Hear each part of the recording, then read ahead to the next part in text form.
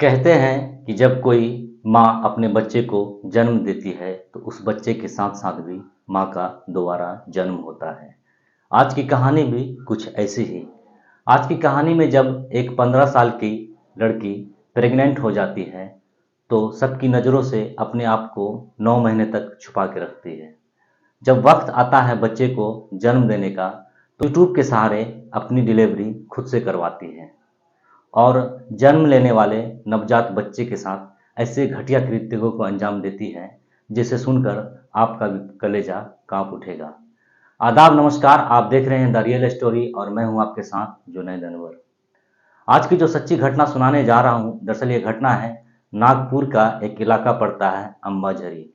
उसी इलाके की रहने वाली एक 15 साल की नाबालिग लड़की के शारीरिक विकास बहुत तेजी से हो रहा था। उसका पेट धीरे धीरे बाहर आ रहा था। उसकी माँ को कुछ शंका होता है। उसकी माँ एक दिन उससे पूछती है कि तुम्हारा पेट क्यों बाहर आ रहा है। तो वह लड़की अपनी माँ को बरगलाते हुए कहती है कि शायद कोई मेडिकल इश्यूज की वजह से मेरा पेट बाहर आ रहा है। उसकी माँ दोबारा इस बात पर ध्यान नहीं देती और उसे भूल जाती है। लेकिन 9 महीने तक वो लड़की अपने आप को सबकी नज़रों से छुपा के रखती है। शायद ये बात की भनक उसकी माँ को नहीं थी कि मेरी बेटी प्रेग्नेंट है। लेकिन वक्त धीरे धीरे बीतता जाता है। वक्त आता है लड़की के बच्चे को जन्म देने का। वह लड़की चुपचाप अपने घर में यूट्यूब के सहारे अपनी डिलीवरी खुद से करवाती है और जन्म लेने वाले नवजात बच्चे का गला दबाकर मार देती है और उसे अपने ही घर के बक्से में बंद कर देती है। मगर जब उसकी माँ ड्यूटी कर वापस रात के 8 बजे लगभग घर आती है तो वो अपने घर के फर्श पर खून देखकर घबरा जाती है और अपनी बेटी से पूछने लगती है कि बताओ क्या हुआ और ये खून कहाँ से आया। वो लड़की उस वक्त भी अपनी माँ को बरगलाने की कोशिश करती है और कहती है कि पीरियड्स की वजह से मुझे ब्लीडिंग हो रहा है। मगर उसकी माँ ये बात समझने को तैयार नहीं थी। उस लड़की पे दोबारा दबाव देकर उससे पूछने लगती है। आखिरकार लड़की सारी सच्चाई अपनी माँ को बता देती है। उसकी माँ उस लड़की को तुरंत अस्पताल लेकर पहुंचती है, जहां डॉक्टर इसकी सूचना तुरंत पुलिस वाले को दे देते हैं। पुलिस के आते ही सबसे पहले पुलिस उस नवजात बच्चे की लाश को अपने कब्जे में लेकर पोस्टमार्टम रिपोर्ट के लिए भेज देती है। इस घटना की जब सच्चाई सामने आती है तो पुलिस वाले भी चौंक जाते हैं।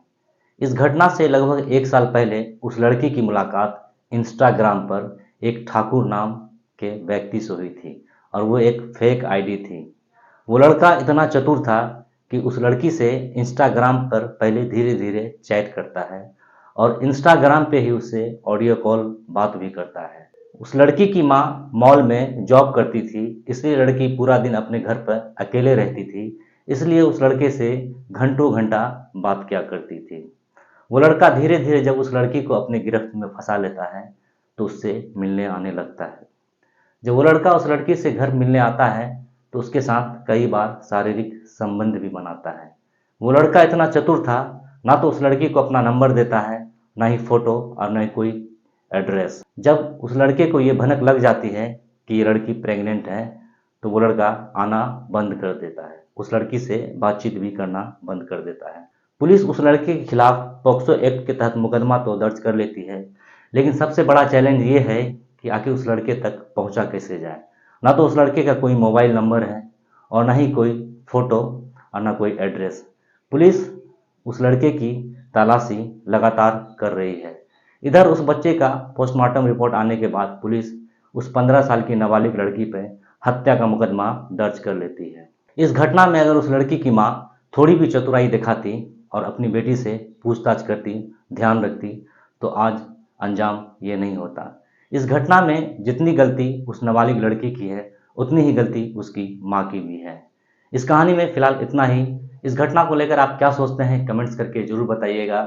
अगर आप चैनल पर नए हैं तो प्लीज़ चैनल को सब्सक्राइब कर ले, बेल आइकन दबा दें ताकि आने वाले हर एक वीडियो का नोटिफिकेशन आपको मिलता रहे। शुक्रिया।